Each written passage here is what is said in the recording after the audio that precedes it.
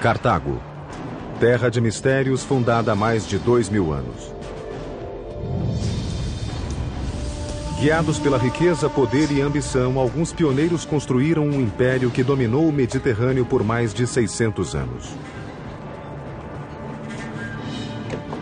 Eles desenvolveram as mais avançadas tecnologias da época, tanto no país quanto nas mais remotas regiões então conhecidas.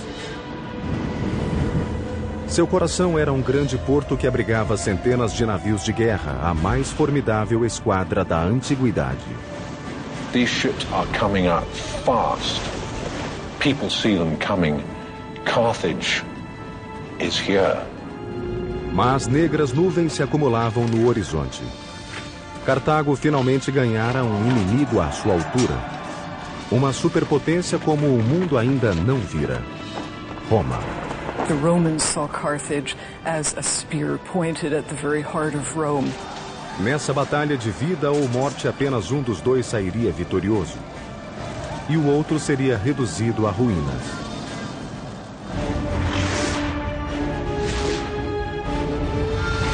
Construindo um império. Cartago.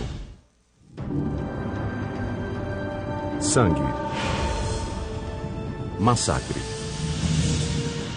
Brilhantes conquistas da engenharia e atos de bravura suicida marcariam o embate das duas superpotências do mundo antigo. Roma e Cartago. Foi uma luta de morte. E o resultado mudaria o curso da história ocidental. Welcome to Tunisia. Hello, I'm Peter Weller. When I was a kid, I heard the name Carthage. And I knew it was an ancient city. I didn't know exactly where it was. I'd heard of Hannibal and the elephants crossing the Alps and these famous wars with Rome. And I learned these wars were called Punic Wars, after the Latin word punici, which is what Rome called Carthage. But I had no idea where Carthage was. Well, it was here, in the northern tip of Tunisia, and behind me is the modern capital of Tunis, a city of about 2 million people sitting on the Mediterranean Sea. By the 4th century BC, Carthage was an absolute empire, dominating the Mediterranean with a formidable navy. But the original legend of Carthage starts in the eastern Mediterranean city of Tyre. The Phoenician city of Tyre and a beautiful woman named Dido, and the jealousy and greed and lust for power that would absolutely rip a royal family apart. Dido era a linda filha do rei Muto. O marido, um fenício ambicioso, morrera prematuramente assassinado por Pigmalião, irmão de Dido. Assustada, Dido fugiu de Tiro, atravessou o Mediterrâneo e desceu em uma terra desconhecida na ponte norte da África. Ali ela negociou com os nativos a compra das terras que pudessem ser cobertas com a pele de um boi. Inteligente e astuta, Dido cortou a pele em tiras finíssimas e com elas cercou uma grande região de terras férteis. E foi ali, sob seu governo, que Cart-Hadast, ou Nova Cidade, seria construída. When they came to Carthage, sized up the bay, looked at the mountains, looked at the flow of the rivers, looked at a place, the Bursa, which would be a great defensible fortress site, they said, this is it. This is where we will build our city. A povoação de Dido, Cartago, logo prosperou. Segundo a lenda, a história de sua beleza, inteligência e riqueza correu o mundo até chegar a Jarbas, rei dos mouros. Part of Dido's story is this tale of the king of the Libyan natives, Jarbas, who wishes to marry her, but she refuses to do so. According to the storytellers, it's out of love for her assassinated husband, and she climbs onto a self-built funeral pyre and burns herself up. E foi aqui, de suas cinzas, que um dos maiores impérios do mundo se ergueu. Cercados de vizinhos poderosos e com pouca terra, os fenícios de Cartago voltaram-se para o mar.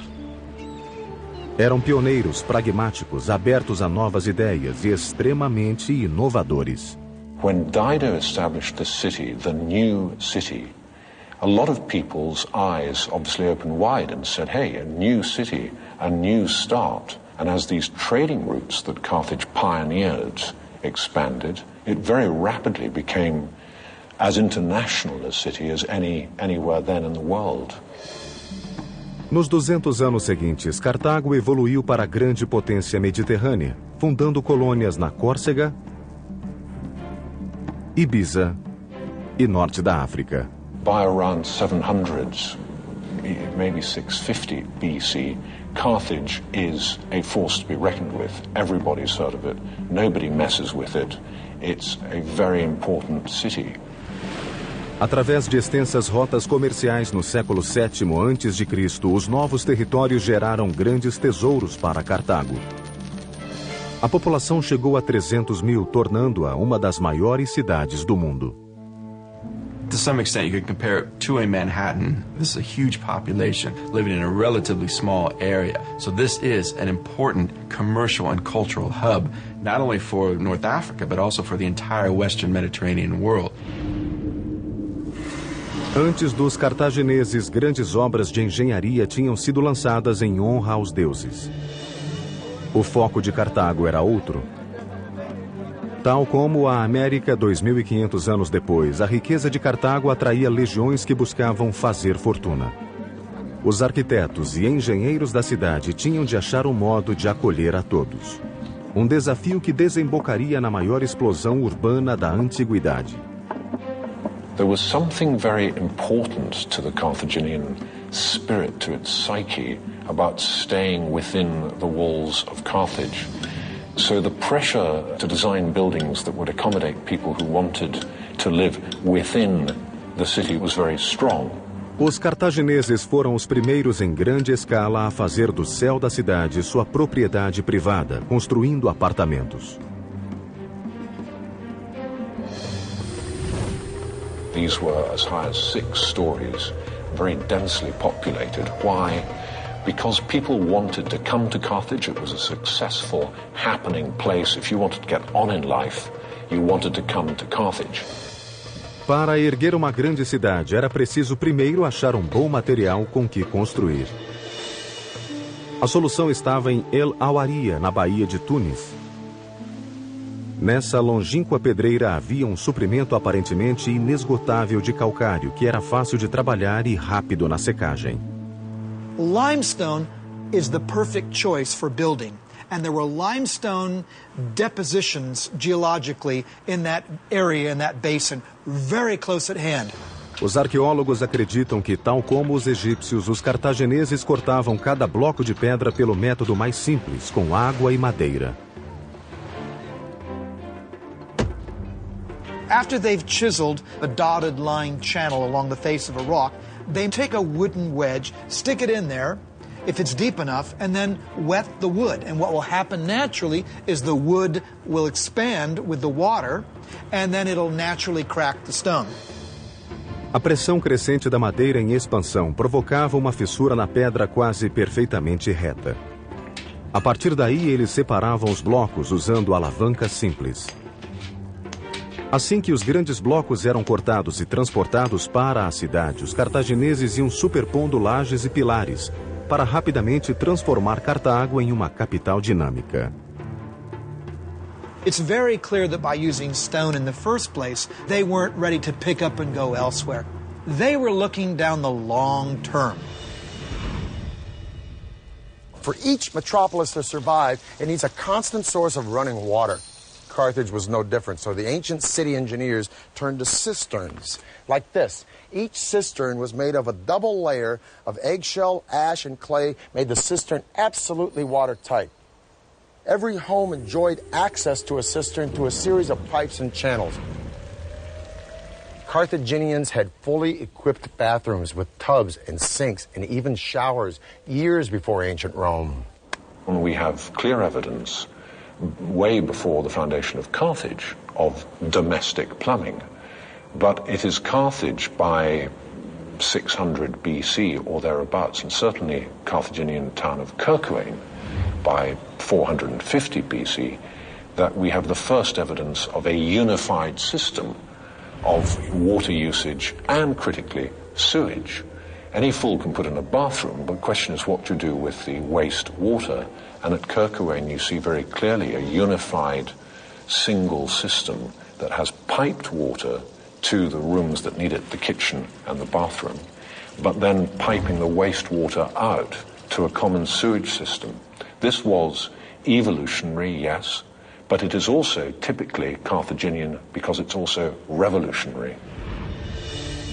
No século VI a.C., Cartago florescia como importante cidade-estado, rodeada de magníficos templos, palácios cintilantes e altos edifícios. Mas se a chama de Cartago brilhava forte, a dos primos fenícios estava se apagando. A grande cidade fenícia de Tiro caiu nas mãos da Babilônia em 574 a.C. Cartago teria de prosseguir sozinha.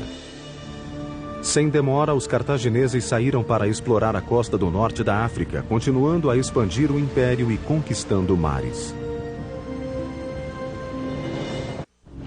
520 a.C.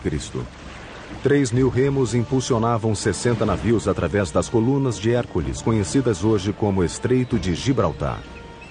O navegador Rano, grande almirante de Cartago, explorava os limites do mundo conhecido.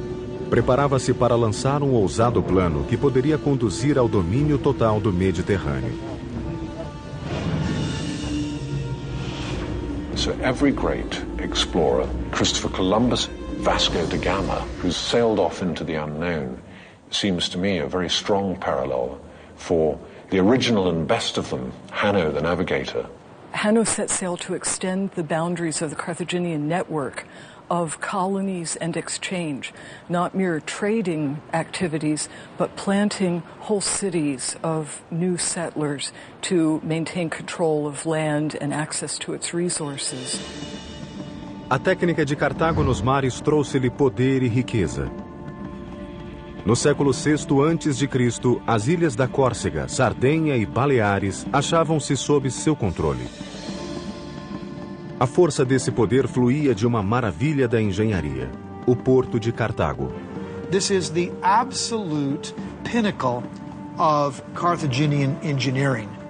Embora os documentos sejam escassos, os arqueólogos acreditam que o porto foi construído já na época de Rano. Contudo, foi no auge da cidade, no século II a.C., que o porto foi reformado. Tinha tecnologia superior à de qualquer lugar do mundo e era o centro vital de Cartago. It was part of Carthage, it was the heart of Carthage, it was the lungs of Carthage, it was everything to Carthage, both naval and commercial. O porto tinha uma entrada comum de 22 metros de largura que podia ser fechado com correntes de ferro. Dentro havia duas marinas separadas, sendo a primeira para navios de carga e comércio. The mercantile harbour, the commercial harbour, was organized with conventional wharves to make as easy as possible the loading and unloading of goods. So in Carthage, readily one can imagine in, say, 400 BC, you would see all the goods there were in the then known world being bought, being brought, being sold in Carthage. O segundo, circular, foi projetado para uso militar. Uma série de 30 docas posicionadas simetricamente, mais 140 ancoradouros no perímetro do porto circular, permitiam a entrada e o tráfego confortável de 220 navios. Hoje restam as escavações a seco das docas, uma pálida lembrança do poder naval de Cartago. This is all that's left of the Kothon, or military harbor of ancient Carthage. A kothon was an interior port carved out of the land as opposed to an exterior port attached to the seaside. Now, with all these beautiful villas around here, it's kind of hard to imagine that this harbor was the launch point for the wealth and power of ancient Carthage. Now, the nerve center for this maritime hub was that circular island out there where there were 40 or 50 slots for boat dry dock. And on top of that island was a big tower where trumpeters would blare signals and heralds would deliver orders and admirals would oversee operations like observing what ships were coming in from sea, be they friend or foe, while at the same time those ships couldn't very well observe what was going on in this port. Nobody has anything approaching this potency, this power, let alone this navigational and seafaring skill. So when the barriers are taken off the channel and within, they're scrambled, as they did in World War II with aeroplanes, these ships are coming out fast down this channel and out into the Mediterranean. People see them coming. Carthage is here. Por 2 séculos, Cartago dominou o Mediterrâneo. Mas um temível rival do outro lado do mar desenvolvia sua máquina militar de força mortífera e sem paralelo. Roma. Esses 2 superpoderes logo entrariam em conflito pela joia do Mediterrâneo, a Sicília. Carthage was built to trade, and Sicily was critical to that trading. Why? Because it's right bang slap in the middle of the most important shipping lane in the world. Whoever controls Sicily controls these vital trade routes. The Romans saw the enormous riches that Carthage could command, and it started to just elbow into them. And the Carthaginians nudge back and say, hang on, we were there first. Please, as it were, get your tanks off my lawn. Mas tanto Roma como Cartago usavam a Sicília. A tensão desencadearia uma série de guerras que abalariam o velho mundo. The Romans saw Carthage as a spear pointed at the very heart of Rome and at their own burgeoning trade empire. So, of course, they felt they had to eliminate it. As lutas ficariam conhecidas como guerras púnicas, devido à palavra latina para cartaginês. O resultado mudaria o curso da história do mundo e Cartago ganharia um dos maiores gênios militares de todos os tempos. At the beginning of the 3rd century BC, the Republic of Rome is called down into southern Italy by a Greek town to help that town against pirates. Now, it's not long after that 2 Sicilian cities get at it. One of them, Messina, originally asked Carthage for help, but then they go, nah, let's ask Rome, because they're closer, probably a better deal. Syracuse fights Messina and Rome 1 battle, quits, gives up, turns himself over to Rome, and Rome, in the span of decades, has all of southern Italy and eastern Sicily. This really POs Carthage, and thus begins the First Punic War. And the outcome of this war will not only decide who owns Sicily, but who's going to be ruler of the entire southern Mediterranean Sea. 264 a.C. Roma e Cartago começaram a Primeira Guerra Púnica. 17 anos depois, os 2 ainda mediam forças, exaustos numa orgia de sangue. Essa situação virou apenas quando um feroz e carismático chefe militar, Amílcar Barca, assumiu o comando do exército cartaginês. Hamilcar was the first great general of the Carthaginian Empire. He's the man with charisma. He's the man who knows how to get the job done, how to save their coals from the fire. Between 247 and 242 BC, this fiery military tactician, Hamilcar Barca, sweeps into Sicily. He's dynamic, he's powerful, and he's absolutely ruthless.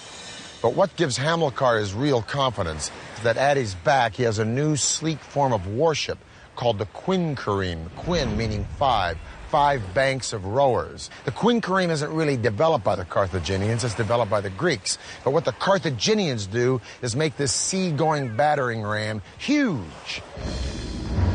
In that period of the Punic Wars, wow, they were the feat of shipbuilding and engineering. Quinquereme apparently had 5 banks of oars.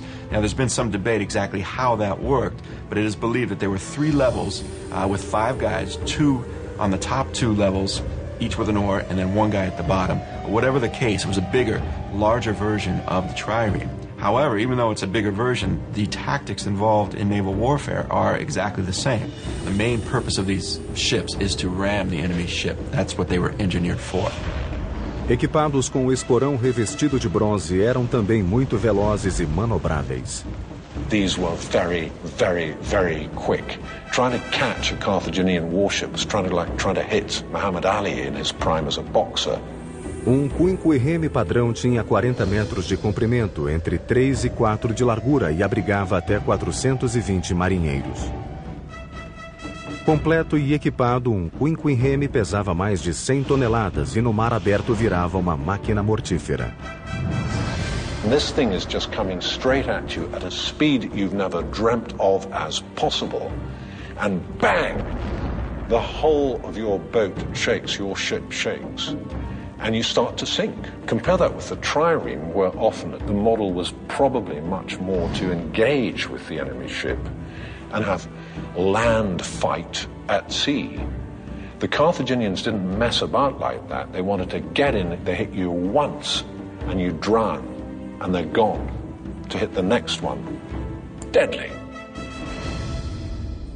Now, the genius of the Carthaginians was in figuring out how to mass-produce these ships. They took sort of prefabricated parts and put them all together on an assembly line.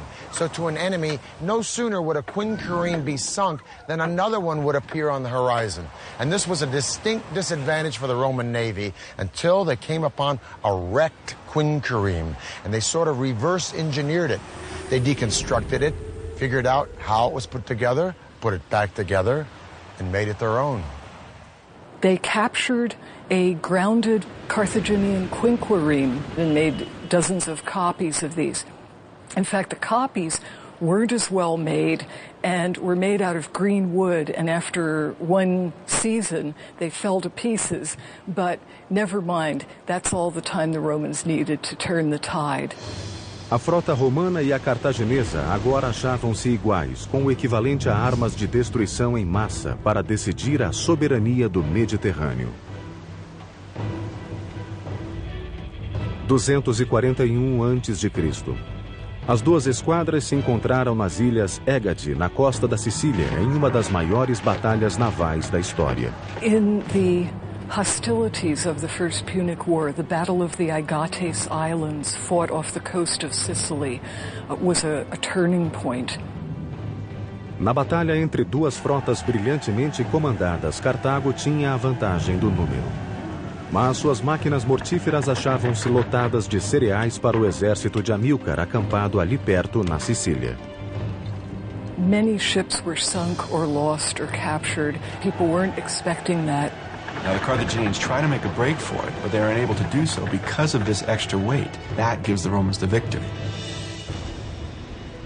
Foi um desastre estratégico. No fim, os romanos fizeram quase 30.000 prisioneiros. Sem condições de substituir tantas tropas, Amílcar foi forçado a se render, batendo em retirada para Cartago.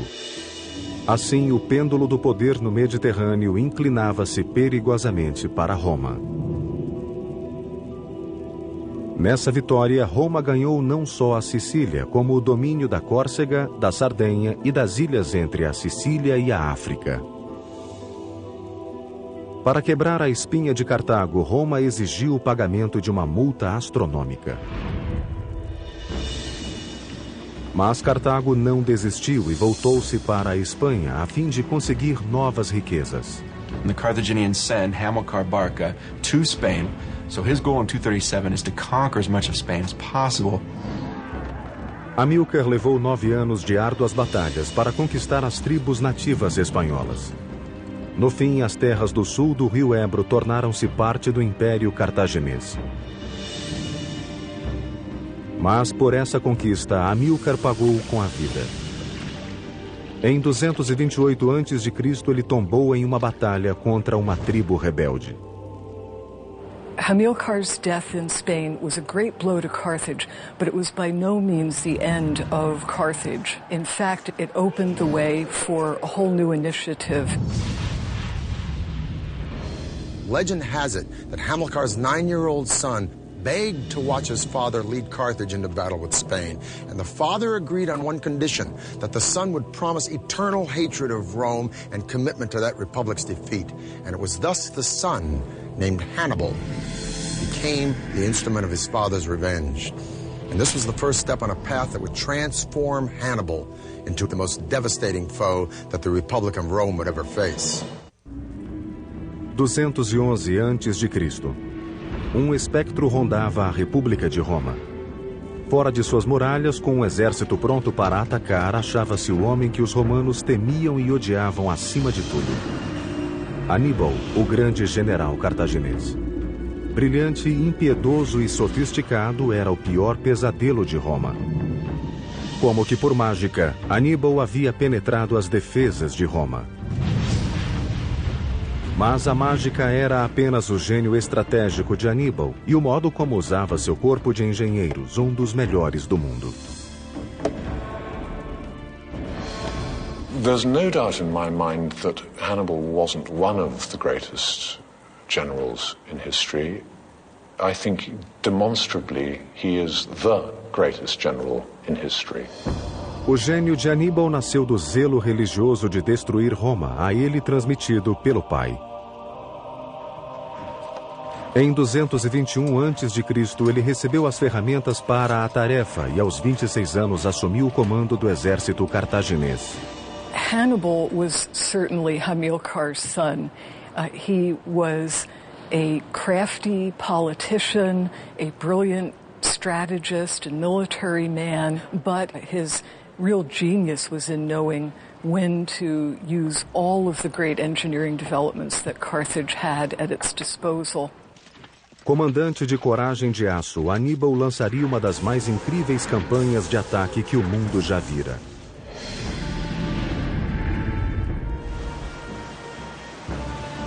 Roma tinha o controle do Mediterrâneo, ou seja, Aníbal não poderia chegar ao inimigo pelo mar. Determinado a cumprir a promessa que fizera ao pai de destruir Roma, Aníbal partiu para o impossível. Marcharia por terra através dos Alpes até o coração do Império Romano. Now, Hannibal knows he's greatly outnumbered. He knows he has a relatively small army in comparison to the Romans, but he does come up with a strategy which he believes will bring him victory. And what he has to do is take his army to Italy itself and attack the Romans on their home field. Aníbal partiu em 218 a.C. Tinha um exército de 90.000 homens, 12.000 cavalos e 37 elefantes comprados de vizinhos do sul. Elephants have been used in battle for centuries before this. They could be the turning point in a battle because the cavalry of the enemy could not withstand elephants. Therefore, Hannibal believes it's worth it to try to get these elephants to Italy. Em outubro, eles tinham percorrido mais de 1.000 quilômetros quando depararam com o primeiro grande obstáculo: o turbulento rio Ródano, na França. Even at its narrowest, shallowest time of the year, the Rhone River is still going to be somewhere between 100 to 150 to 200 meters wide. It's going to be daunting to all of Hannibal's field engineers. Do outro lado, grande número de gauleses aguardavam para combater. Mas a muralha de água era um obstáculo mortal que devia ser transposto primeiro. Os engenheiros de Aníbal teriam de domar a mãe natureza. Not only are the engineering feats daunting, but you also have crowds of insubordinate and hostile tribes waiting on the other side of the river. A solução seria um dos mais espetaculares feitos de engenharia. Uma série de jangadas gigantescas que levavam os animais e suprimentos de uma margem a outra em tempo recorde. These rafts were about 200 feet long and 50 feet wide. Now that means that you can't just use one single tree trunk. You have to also put multiple trees together and then lash those together too. This requires more than a Boy Scout knowledge of knots. Com rapidez e eficiência, os soldados de Aníbal abateram enormes coníferas na floresta adjacente e amarraram os troncos com fortes cordas. Os engenheiros tinham de considerar também a psique dos elefantes.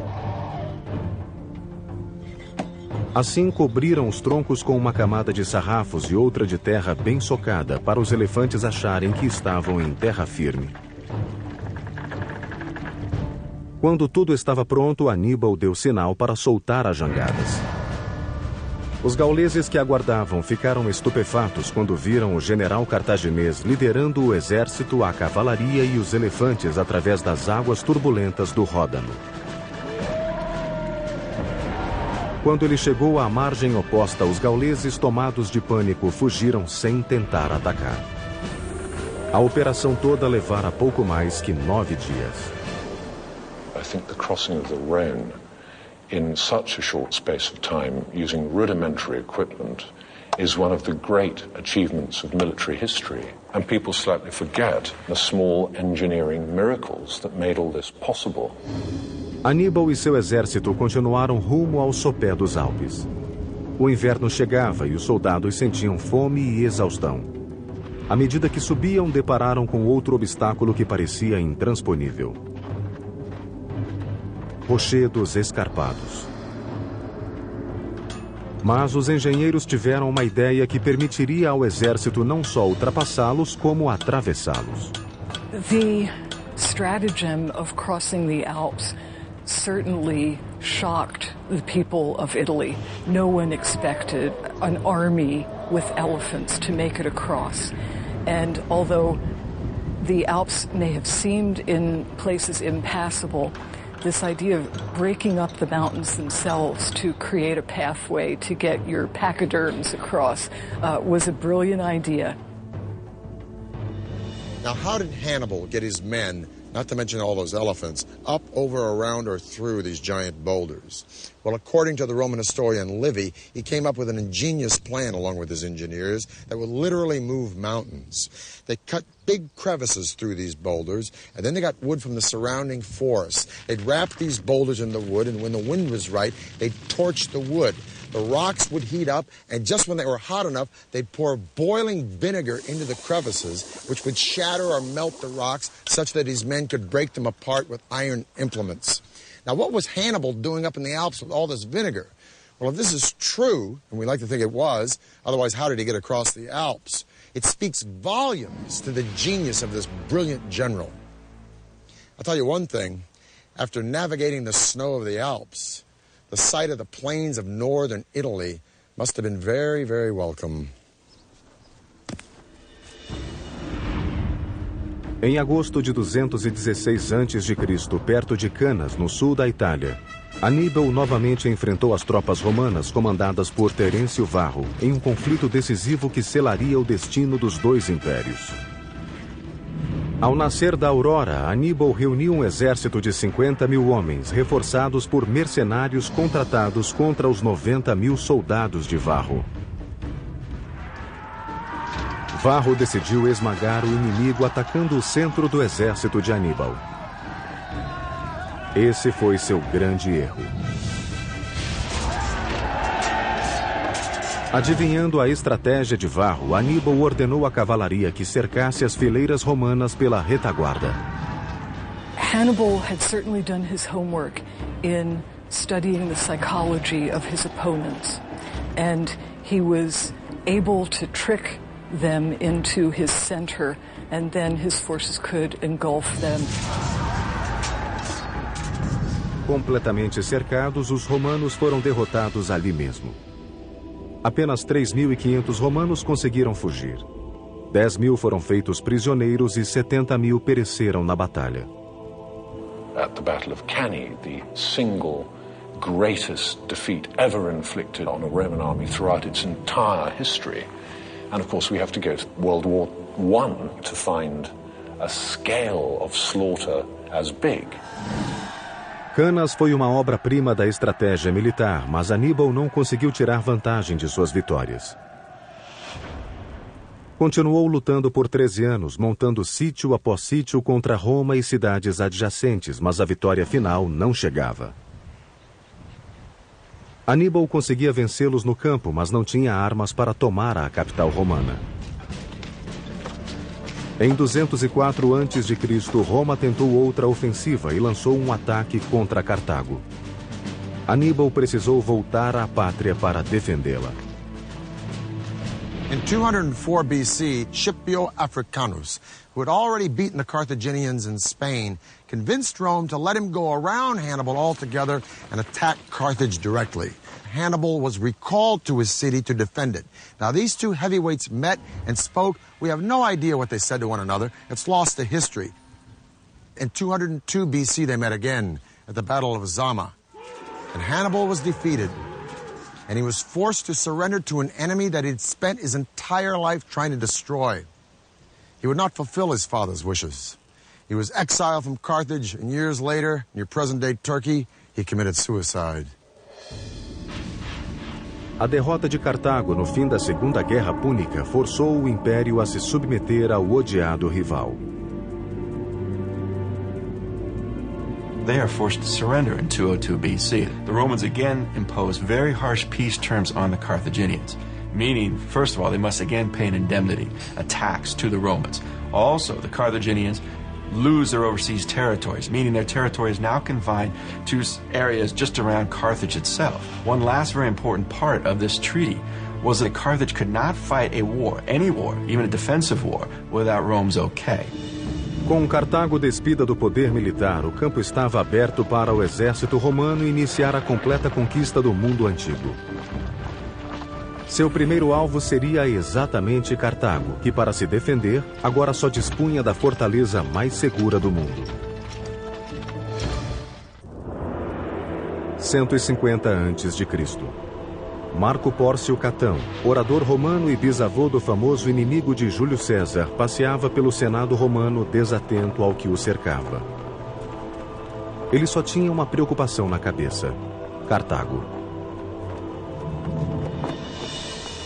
Cato was only too well aware of the strategic position of Carthage.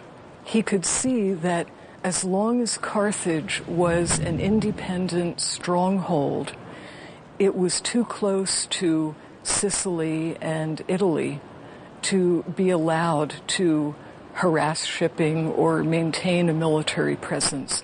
He wanted it completely wiped out. Now in Carthage's one-time ally and neighbor, Numidia, starts to encroach on southern Carthaginian territory.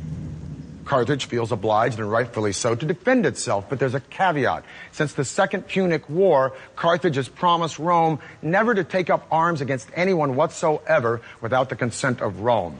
Rome sends a commission down to arbitrate this beef between Numidia and Carthage, and one of the deputies on that commission is Cato. And when Cato sees the prosperity with which Carthage has bounded back since the Second Punic War, he goes right back to Rome. He rails against the Senate that this prosperity means one thing and one thing only: Carthage is going to be at our doorstep with arms in no time. No matter what speech he makes, roads, politics, taxes, he always ends with ceterum censeo Carthaginum esse delenda, which means, furthermore, I say Carthage should be destroyed. Now, Carthage, feeling it's going to be annihilated, no help from Rome, takes up arms. Rome sends an army down to Carthage. Rome tells Carthage, you have to abandon and evacuate your city. Carthage refuses. Thus starts the Third Punic War. But now Rome has got a problem, because the strongest fortifications in all of antiquity at that time are the walls of Carthage. O tempo reduziu a fortaleza às fundações. Mas em 149 a.C., as muralhas eram a última esperança da cidade. It was a three-part wall system with massive stone circuit wall. It covered a huge extent and was thought to be unbeatable. A wonder of the world, those Carthaginian walls, and the Carthaginians trusted them. A muralha tinha circunferência de 40 quilômetros e uma série de 3 muros defensivos. Primeiro, uma trincheira, respaldada por uma parede baixa e escorada, ocupada por soldados da linha de frente que podiam recuar rapidamente em caso de ataque. O segundo muro era de pedra e dominava as defesas exteriores. Atrás dele erguia-se um terceiro muro, mais alto e impenetrável, de quase 15 metros de altura e 9 de largura. 15 guaritas espaçavam-se a intervalos de 200 metros, onde sentinelas montavam guarda. Inside this wall lived part of the Carthaginian army, including 20,000 men, 300 elephants, prepared for any type of attack that took place. Esse sistema que cercava Cartago fazia dela a mais bem fortificada cidade do Mediterrâneo, talvez do mundo. Para enfrentar os romanos, o teste seria decisivo. E no comando estava o grande general cartaginês Asdrubal. The Carthaginian commander who would lead the Carthaginians during the Third Punic War was Hasdrubal. He is the one responsible for retaliating against the Numidians, and he is the guy who's going to be leading the main resistance. À medida que os romanos se aproximavam, os cartagineses se uniram para formar nova frente defensiva. The women gave their hair up. They cut their hair so that they could make rope to fire the catapults. They emptied the prisons. The old men volunteered. People who hadn't been blacksmiths for 20 years said, I'll try again. And they rearmed themselves in an explosion of intent and determination that we really have to go to the siege by the Germans of Stalingrad to see again. Em 2 meses de trabalho frenético, eles produziram 6.000 escudos, 18.000 espadas, 30.000 lanças, 120 navios e 60.000 mísseis de catapulta. Apesar de todo esse arsenal, Roma enviara uma força esmagadora. A cidade viu-se sozinha para enfrentar a destruição. There was no area left alone without Rome or Roman allies, with none of the colonies in a position to stand up to Rome. Carthage was left on her own. O povo se abrigou por trás das grandes fortificações, esperando contra todas as previsões que a muralha repelisse a iminente invasão romana. Carthage held off the Roman attack for 3 years, and even in the last days after the Romans broke through the walls, it took 7 days before they could get to the top of the citadel, of moving through town like a juggernaut.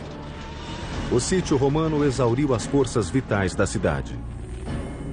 Por fim, embora a imensa muralha jamais fosse rompida, os romanos conseguiram escalá-la do lado do mar. Intramuros, houve uma luta de morte em cada rua. Restaram poucos soldados cartagineses, mas eram tão ferozes que o comandante romano, Cipião Emiliano, preferiu arrasar a cidade incendiando-a. Milhares de cartagineses foram queimados vivos nessa fogueira. It was a firestorm. It must have been hellish for the residents, people fleeing.